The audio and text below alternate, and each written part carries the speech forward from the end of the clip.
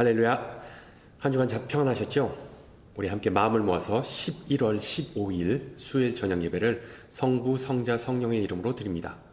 우리 다 같이 사도신경으로 신앙 고백합니다.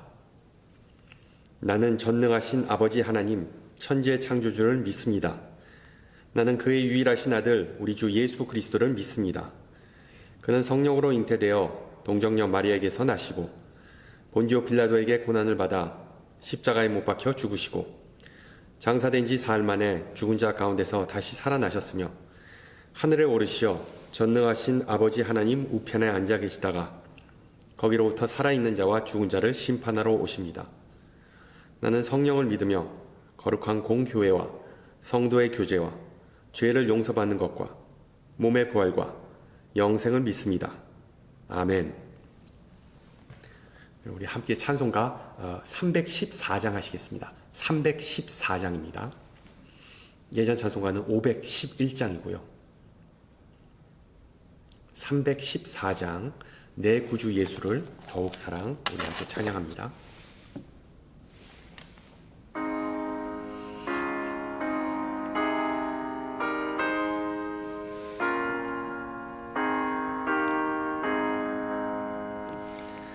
내 구주 예수를 더욱 사랑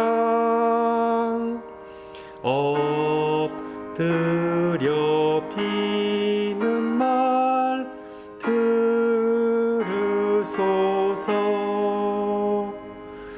내 진정 소원이 내 구주 예수를 더욱 사랑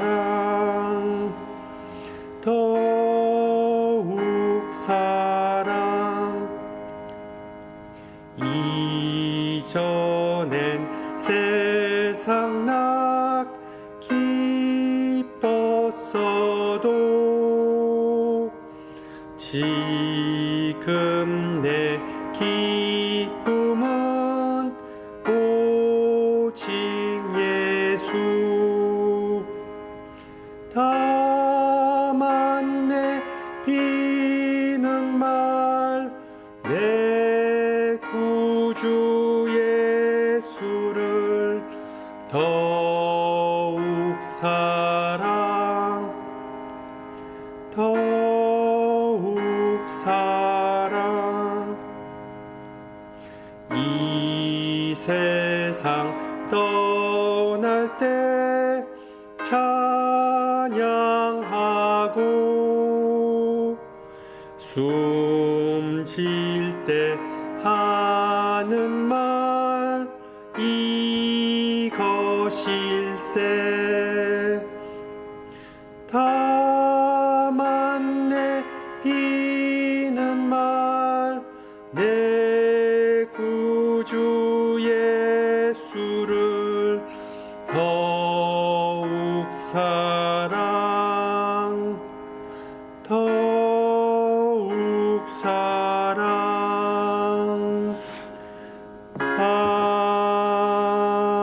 아멘.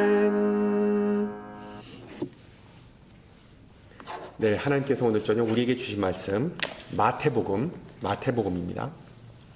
마태복음 26장 6절에서 13절입니다.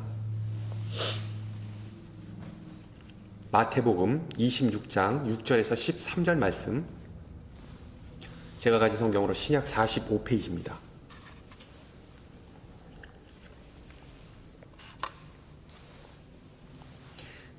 마태복음 26장 6절에서 13절 말씀을 받들어 봉독합니다. 예수께서 베다니 나병 환자 시몬의 집에 계실 때에 한 여자가 매우 귀한 향유옥 한 옥합을 가지고 나와서 식사하시는 예수의 머리에 부으니 제자들이 보고 분개하여 이르되 무슨 의도로 이것을 허비하느냐, 이것을 비싼 값에 팔아 가난한 자들에게 줄 수 있었겠도다 하거늘 예수께서 아시고 그들에게 이르시되 너희가 어찌하여 이 여자를 괴롭게 하느냐, 그가 내게 좋은 일을 하였느니라. 가난한 자들은 항상 너희와 함께 있거니와 나는 항상 함께 있지 아니하니라. 이 여자가 내 몸에 이 향유를 부은 것은 내 장례를 위하여 함이니라. 내가 진실로 너희에게 이르노니 온 천하에서 어디서든지 이 복음이 전파되는 곳에서는 이 여자가 행한 일도 말하여 그를 기억하리라 하시니라. 아멘. 지난주에 이어 제자도에 관해 조금 더 나누고자 합니다. 아버지나 어머니를 나보다 더 사랑하는 자는 내게 합당하지 아니하고 아들이나 딸을 나보다 더 사랑하는 자도 내게 합당하지 아니하다 라는 마태복음 10장의 말씀. 이 구절을 우리가 해석하고 적용하기가 쉽지 않죠. 물론 우리가 예수를 믿는 순간 안 믿는 가족이나 친구들과 거리감을 느끼고 심지어 갈라서게 되는 일이 종종 발생합니다. 그런데 믿는 가정에서조차 신앙인의 우선순위가 가정보다는 예수라는 그런 문자적 해석을 받아들이기가 쉽지는 않습니다. 무슨 얘기인가 하면 제가 어렸을 때 자주 들은 설교 중에 하나가 가정에 충성하라는 메시지입니다. 가정에 충성하라. 목사님들이 특히 여성도들에게 교회를 열심히 섬기고 헌신하는 것이 신앙인으로서 중요하지만 그렇다고 가정을 나 몰라라 내팽개치면 안 된다. 생각해보라. 온종일 직장에서 고생하고 돌아온 남편이 집안은 엉망진창이고 애들은 배고프다라고 울고 있는 모습을 계속해서 보게 되면 그것은 결코 덕이 안 된다라는 그런 말씀이었습니다. 그런데 이런 현상은 시간이 많이 지났음에도 불구하고 여전히 존재하는 것 같습니다. 제가 미국에 와서 함께 신학 공부를 한 나이 드신 목사님들이 비슷한 경험을 고백하시더군요.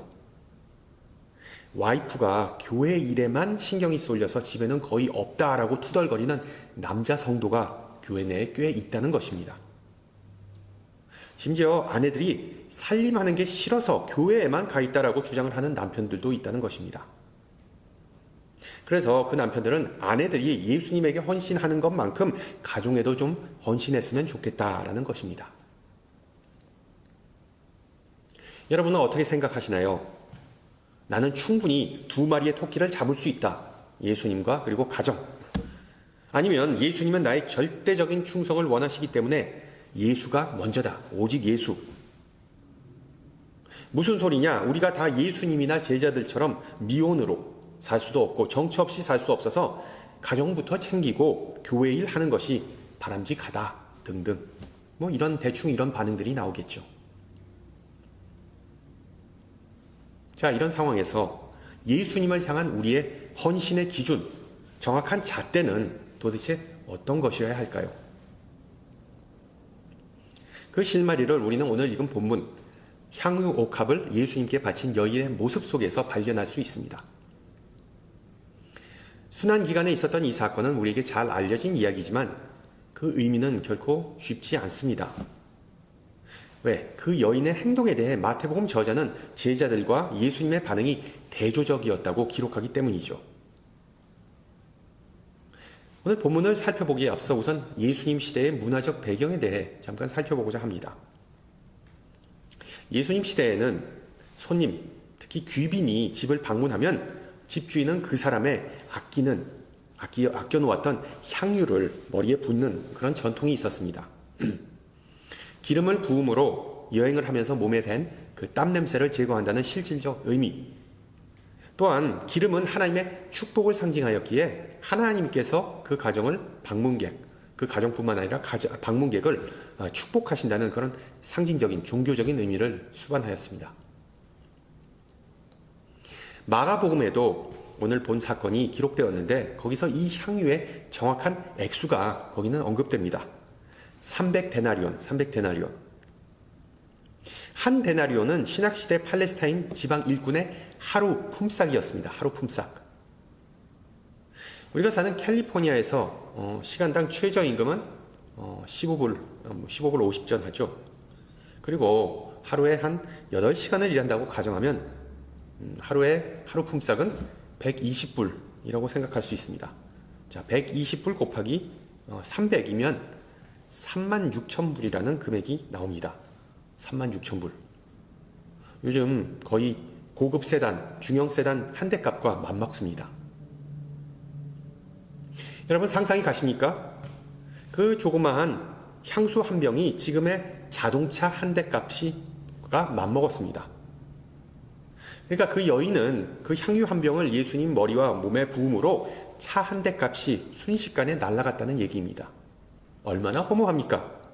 당연히 그 모습을 본 제자들은 여인의 그러한 행위를 과도한 것으로 간주했습니다. 본문에는 안 나오지만 그들은 아마 그 여인이 정신이 나갔다고 생각했을 겁니다. 그래서 8절과 9절을 보면 무슨 의도로 이것을 허비하느냐, 이것을 비싼 값에 팔아 가난한 자들에게 줄 수 있었겠다라고 여인을 비난하죠. 복음서를 읽어보면 제자들이 예수님께 생일 선물 한 번 했다는 기록조차 찾아볼 수 없으므로 이런 반응, 어떻게 보면 일종의 자격지심이 있었는지 모르겠지만 어쨌든 제자들은 상당히 화를 냈다고 마태는 암시합니다. 그러자 예수님은 10절에서 너희가 어찌하여 이 여자를 괴롭게 하느냐, 그가 내게 좋은 일을 하였느니라. 그리고 또한 13절에서 내가 진실로 너희에게 이르노니 온 천하 어디에서든지 이 복음이 전파되는 곳에서는 이 여자가 행한 일도 말하여 그를 기억하리라 하시니라 라고 제자들을 꾸짖으셨습니다.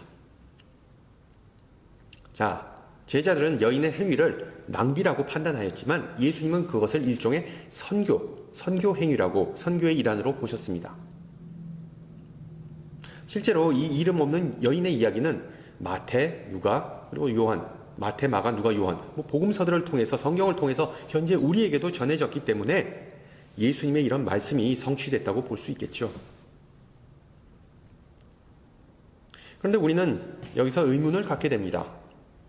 이 이름 없는 여인이 예수님에게 베푼 호의가 과연 선교의 역사 속에 남을 만한 위대하고 모범적인 그런 행위인가? 여러분은 어떻게 생각하시나요? 예수님은 일평생 남을 위해 베푸는 삶, 희생하는 삶을 살아온 것을 미뤄보면 이 여인이 그 비싼 향유로 이웃을 섬겼다면, 제자들의 말처럼 이웃을 섬겼다면 예수님도 기쁘게 합당하게 여기셨을 거라고 우리는 짐작할 수 있습니다. 하지만 여인은 그 비싼 향유를 오직 예수님만을 위해 사용했고 예수님은 그 여인이 올바른 일을 했다고 칭찬하면서 그 이유는 이제 곧 다가올 예수님의 죽음과 장례를 그 여인만이 준비하였기 때문입니다.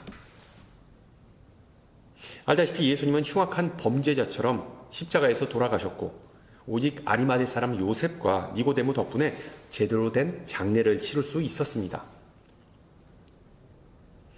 따라서 이 여인이 향유를 예수님에게 쏟아부은 행위는 일종의 장례 예행 연습으로 볼 수도 있습니다. 장례 예행 연습. 그런데 실제 장례식이 아닌 예행 연습에서 36,000불을 사용한다는 것은 이치에 맞아 보이지 않죠. 자, 그렇다면 예수님은 왜 이 여인을 칭찬하셨을까요? 추측하건대 그 향유의 경제적인 가치를 따지기보다 그 옥합 뒤에 숨어있는 그 여인의 마음을 보시고 칭찬하셨던 것입니다. 두 렙돈을 헌금했던 과부처럼 예수님은 인간과는 다르게 물질 그 자체보다는 사람의 마음을 모시는 분이십니다. 과부나 옥합을 드린 여인 둘 다 자신의 모든 것, 온 마음을 드렸기 때문에 비록 그 가치는 천지 차이일지라도 두 사람은 같은 칭찬을 받았던 것이죠. 누가복음 7장을 보면 오늘 본문의 이야기와 비슷한 내용이 나오는데 44절에서 47절은 다음과 같이 기록합니다. 이 여자를 보느냐?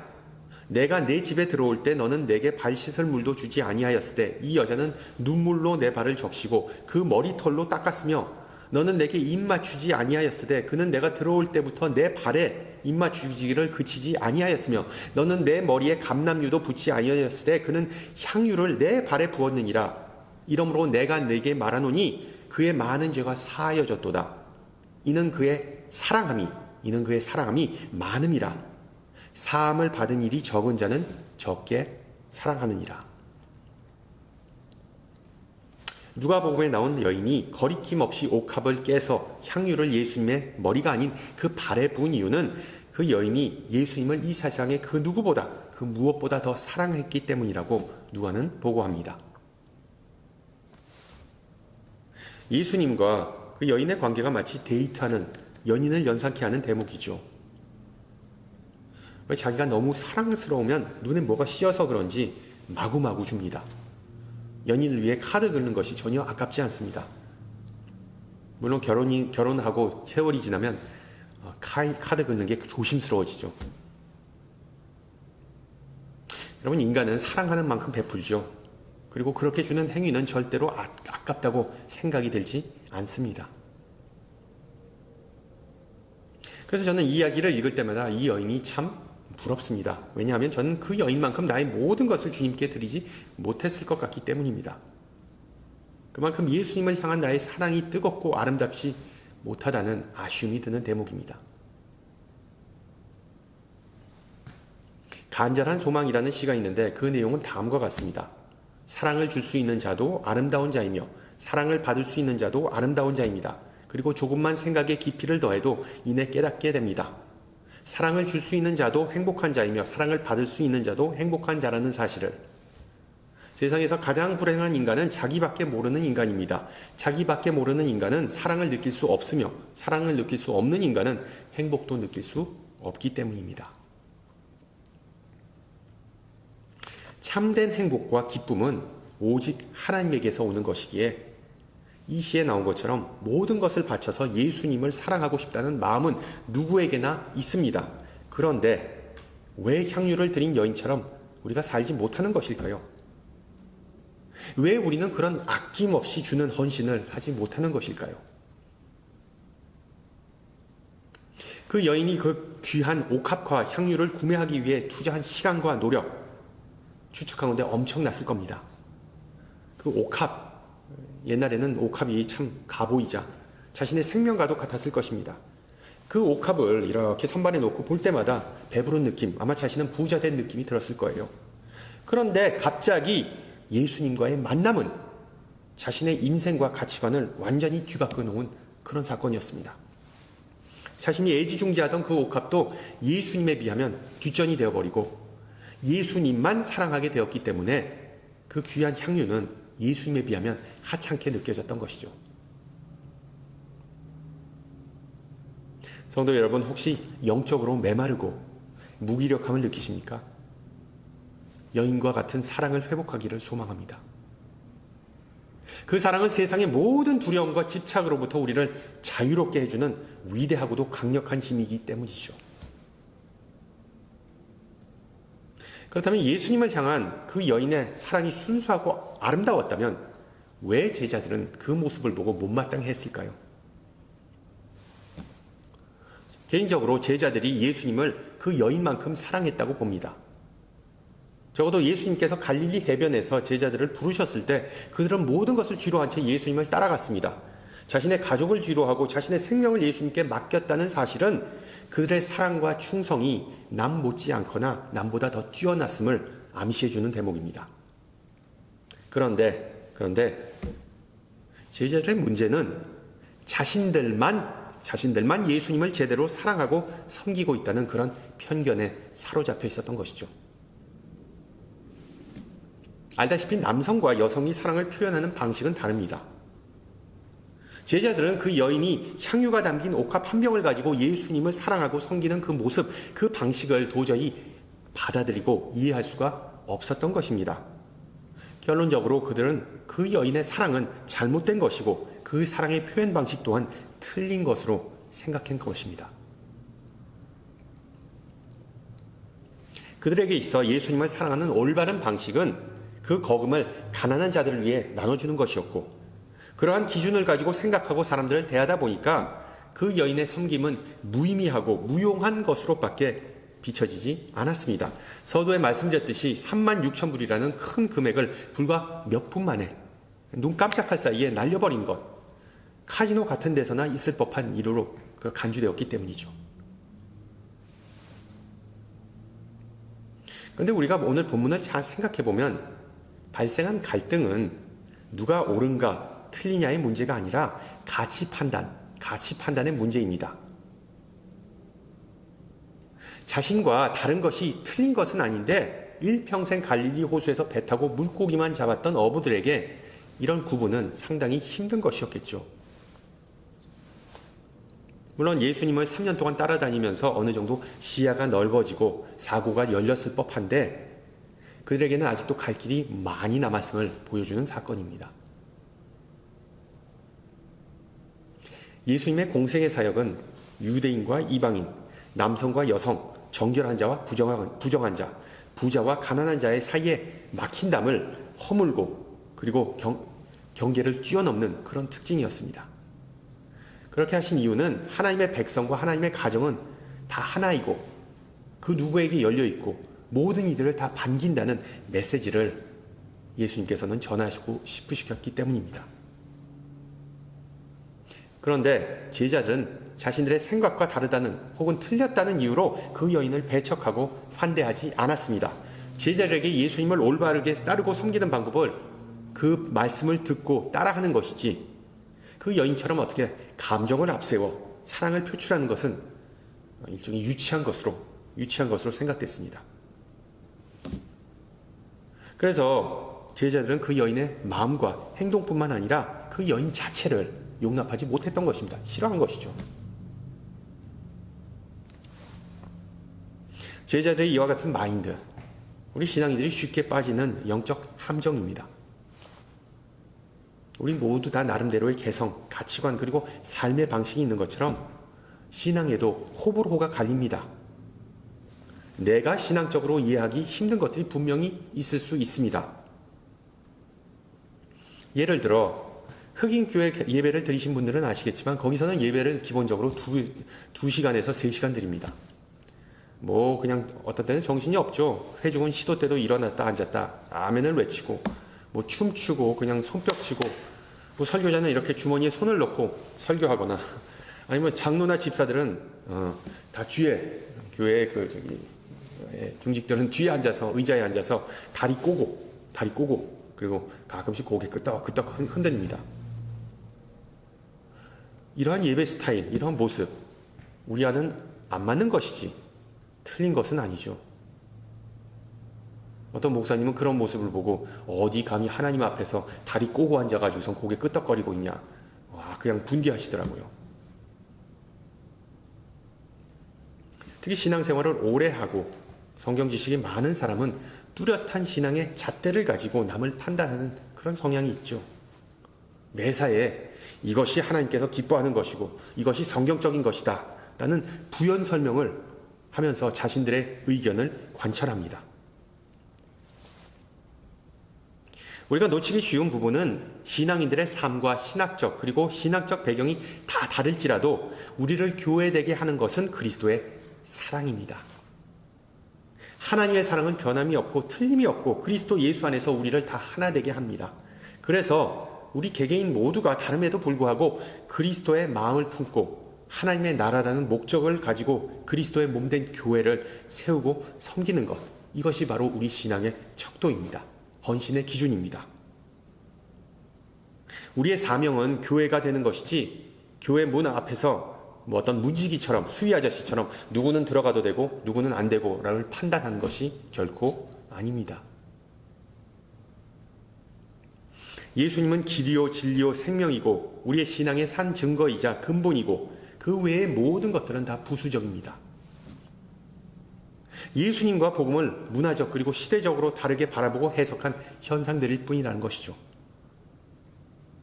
현상이 아니라 본질이 중요한데 이 부분에 있어 제자들은 예수님을 대적했던 바리새인들과 그리고 사두개인들과 별반 다를 게 없었던 것입니다. 우리도 항상 예수라는 본질에 초점을 맞추시기를 소망합니다. 그래서 4세기 교부이자 서양 철학의 거장이었던 성 어거스틴은 본질에는 일치를, 비본질에는 관용을, 모든 일에는 사랑을 이라는 명언으로서 신앙생활의 바른 자세, 헌신의 바른 척도를 정의했습니다. 제자들에게 부족했던 것은 사랑하는 마음이었기 때문에 그 여인의 행동에만, 현상에만 주목하였고 본질, 마음은 미처 보지 못하였던 것이죠. 여러분, 분노할 정도로 그 여인이 그들에게 해코지한 적이 없었습니다. 좋은 의도를 가지고 한 행동이 오해를 받는 경우가 종종 있는데 이 여인은 제자들과는 다르게 자신의 억울하고 답답한 마음을 전혀 표출하지 않고 오히려 침묵으로 일관합니다. 그러자 예수님은 그 여인을 옹호하면서 너희는 왜 이 여인을 괴롭히느냐? 그는 나에게 좋은 일을 행하였도다 라고 말씀하십니다. 하나님은 우리의 마음과 내면을 보시기 때문에 아시기 때문에 상처받고 궁지에 몰린 사람을 품으시고 보호해 주시는 분은 하나님의 아들 예수님 뿐입니다. 우리가 하나님을 섬기다가 상처받고 비판도 받지만 우리에게는 주님만이 내 마음을 아시네, 주님만이 내 마음을 어루만지시네 라는 유일한 소망이 있습니다. 그래서 시편 34편에서 다윗은 여호와는 마음이 상한 자를 가까이 하시고 충심으로 통회하는 자를 구원하신다라고 말합니다. 이것이 우리의 기도와 고백이 되기를 소망합니다. 제자들의 편협한 시각과 사고와 더불어 또 하나의 문제점은 바로 본문 11절 예수님의 말씀 가운데서 발견할 수 있습니다. 가난한 자들은 항상 너희와 함께 있거니와. 자, 이제 좀 있으면 예수님께서 죽으시고 그리고 부활하시고 승천하신 후에 이 땅에 남아있을 제자들은 여전히 가난한 자들을 섬겨야 할 사명이 있다는 그런 말씀이죠. 따라서 구제라는 과제는 그 여인보다는 제자들에게 남겨진 사명이자 몫입니다. 그 여인이 향유를 예수님의 머리에 부을 때 제자들 머릿속에 떠오른 생각은 다름 아닌 구제였습니다. 구제. 그런 생각을 한 것까지는 좋은데 문제는 그 구제가 자신들이 아니라 그 여인이 감당해야 할 사명이라고 착각한 것입니다. 여러분, 신앙생활을 하다 보면 사역을 선택해서 하는 사람들이 종종 있습니다. 내 구미에 안 맞으면 그것은 내가 달란트가 없거나 아니면 그 소명이 내 것이 아니라는 그런 단순한 사고, 단순한 마인드를 가진 사람들이 종종 있죠. 아니면 특정한 사역을 자신이 해야 하는 것은 잘 아는데, 그것이 자신의 소명인 것은 아는데 그것을 그냥 하기가 싫어서 남에게 미루어 버리는 경우가 있습니다. You first. 여러분, 예수님에게 찾아온 그 젊은 율법가가 구원을 받는 방법을 몰랐던 것이 아니었음에도 하나님을 사랑하고 이웃을 내 몸과 같이 사랑하라라는 그 계명이 자기 자신에게는 해당하는 것이 아니라 남에게, 그 이웃들에게 주어진 사명이라고 착각했던 것과 같은 맥락이죠. 하나님께서 우리에게 말씀하실 때 그 말씀은 다른 사람이 들으라고 하는 것이 아니라 나에게 말씀하신다는 그 믿음을 회복하시기 바랍니다. 하나님 나라를 위하여 첫 걸음을 떼라는 도전을 던지실 때 그것은 내 사명이 아니다.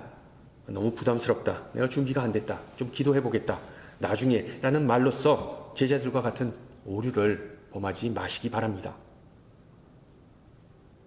우리의 소명은 단순히 말씀을 듣고 하나님의 사랑을 고스란히 쌓아놓는 것이 아니라 그 말씀을 선포하고 그 사랑을 다른 이들에게 되돌려주고 나누는 것이기 때문이죠.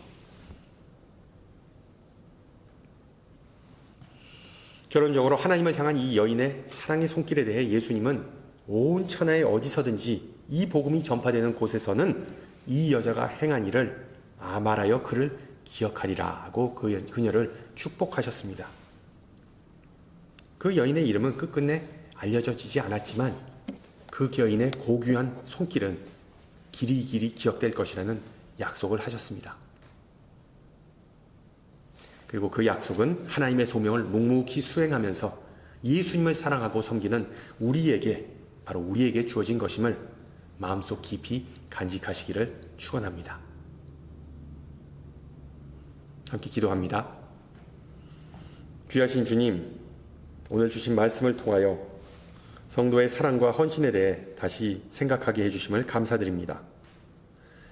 주님을 오래 따랐다고 자부하면서 주님의 뜻을 가장 잘 헤아린다고 착각하면서 어쩌면 우리는 오늘 본문에 나온 제자들처럼 남을 비판하고 상처 주지 않았는지 회개합니다. 주님께서 맡겨주신 사명과 사역을 나름대로 열심히 수행하면서 간혹 타인의 믿음과 행위를 수용하지 못하였는지 지금 이 시간 우리 자신을 돌아봅니다. 주님께서는 우리가 얼마나 오래 주님을 섬겼는가 보다 얼마나 순수하게 주님을 사랑하는가를 보신다고 배웠습니다. 이름 없는 여인처럼 주님의 뜻에 순종하고 주님의 사랑을 감사하며 그 사랑에 최선을 다해 보답할 수 있기를 소망하오니 무엇보다 너그러운 마음과 투철한 소명의식을 허락하여 주시옵소서. 주님을 향한 우리의 모든 언행이 오직 주님을 기쁘게 하고 주님을 높이는 향유가 되기를 기도합니다. 사랑이 많으신 주님, 지금 이 수학의 계절을 맞이하여 주님께서 주시는 풍성한 은혜와 기쁨을 누리지 못하는 모든 이들을 위해 중보합니다. 특히 건강상의 문제나 경제적 어려움으로 인해 고통받는 모든 주님의 자녀들에게 소망과 용기 주시고 우리 또한 그들의 아픔과 어려움을 외면하지 말고 서로 돕고 나눌 수 있기를 기도합니다. 또한 이 시간 지구 곳곳에서 특히 가자 지구에서 일어나는 분쟁으로 인해 많은 이들이 안타깝게 목숨을 잃고 있습니다. 가슴이 아픈 현 상황을 보면서 오직 주님의 권능의 손길이 그곳에 미치기를 간구하오니 하루빨리 평화가 돌아오고 아픔이 치유되는 역사가 있게 하옵소서. 다 같이 주님과 주신 기도합니다. 하늘에 계신 우리 아버지, 아버지의 이름을 거룩하게 하시며 아버지의 나라가 오게 하시며 아버지의 뜻이 하늘에서와 같이 땅에서도 이루어지게 하소서. 오늘 우리에게 일용할 양식을 주시고 우리가 우리에게 잘못한 사람을 용서하여 준 것 같이 우리 죄를 용서하여 주시고 우리를 시험에 빠지지 않게 하시고 악에서 구하소서. 나라와 권능과 영광이 영원히 아버지의 것입니다. 아멘. 네, 예배를 마쳤습니다. 돌아오는 주일, 추수감사주일이네요. 우리 기도하면서 성만찬과 그리고 또한 세례식을 준비하시기 바랍니다. 한동안 평안하시고요. 저는 다음 주에 이 시간 뵙겠습니다. 샬롬.